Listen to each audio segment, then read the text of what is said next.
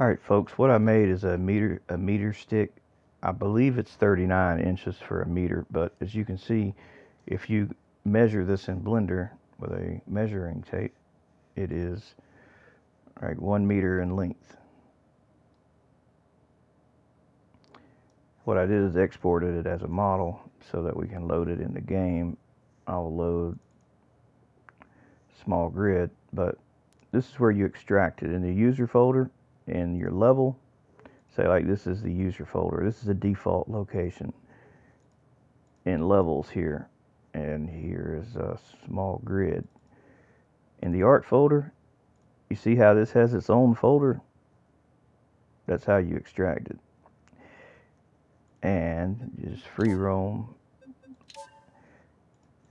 Now you may not have small grid saved. All you have to do if you want to add something to a game level, just hit F11 to get into the editor and just save level. And what that'll do is in the user folder, it'll create the necessary folders if you want to bring in different things to the game.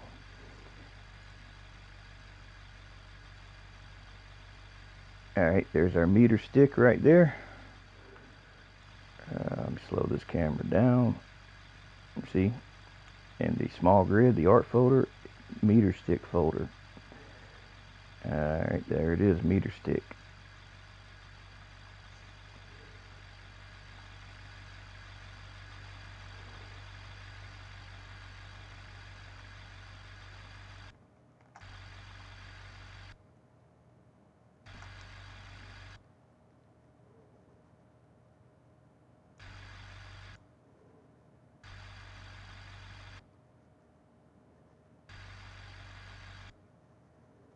And if you want to see it from that view.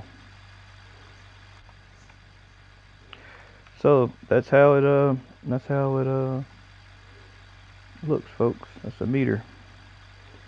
That's how a meter looks in the game. That the model is exactly 1 meter in Blender.